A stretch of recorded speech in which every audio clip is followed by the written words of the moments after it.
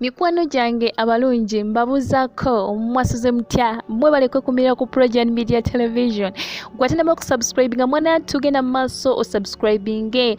mwebale kuyita mu ka weekend mwenna abawasiza congratulations abatandaba kuwasaka tusaba omutonzi ajja bakolako bulungi kakati ekyolunaku lwaleero mukwano gwange amawulire g'empise nago gannaku mikwano gyange mawulire ga kunyolwa emabega kaawo fena tukimanyi bulungi nti Ssegirinya Muhammad ne munne Ssewanya n'abaka ba parliament baneeno bakwatibwa oluvannyuma lw'okuteeberezebwa nti balina kye bamanyi ku nsonga ez'okubeera nti ebijambiya bibeerayo e Masaka eyo ababaka bano balabibwako mu kkooti enkulu ey'e Masaka nga baleeteddwa okulabika nti baweeba bail Muhammad Ssegirinya asobole okufuluma alabike nga ayongera ogenda maaso n'okufuna obujjanjabi naye ekikwasa ennaku ababaka bano tebaaweebwa bail mikwano gyange baabakwata ne basigaliyo ddala naye Ssegirinya Muhammad fena tukimanyi bulungi yalabibwako ng'embeera ye si nnungi era mu bunnambiro n'addusibwa okutwalibwa mu ddwaliro.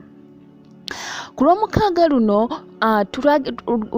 luno kyalabikako kyazuulibwa nga omubaka wa parliament Ssegirinya embeera ye yali mbi nnyo nga tasobola yadde n'okubeera nti yekyusa nga asirise nga talina na kimu kyayogera naye bwe twagezaako okutuukirira Frank Baine omwogezi w'abasibiddwa yatutegeeza n'atugamba nti Ssegirinya Muhammad alinga ababaka abalala n'olw'ensonga eyo tayinza kukkiriza kulabika nti avaawo atwalibwe afune obujjanjabi obusingako awo kyannaku nnyo.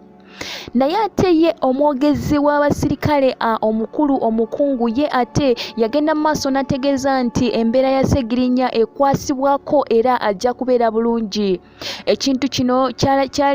ebigambo bino ebyayogerwa abakulu bano byali tebiraga ekyo Ssegirinya kyali mu kiseera ekyo. Mikwano gyange Ssegirinya embeera ye yali erabika nga mbeera mbi nnyo.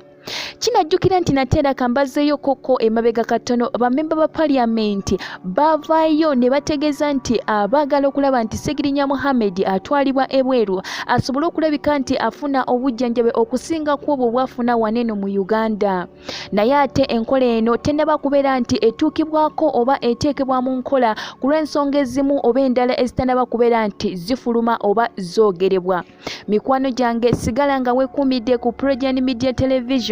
tujja kuba tukutusaako amawulire gano mu bulambalamba naye katusabire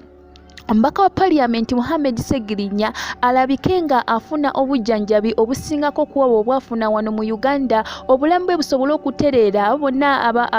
abalabika nti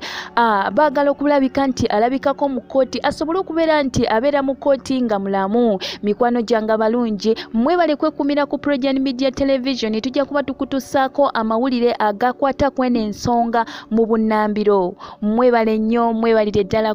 kumpuliriza.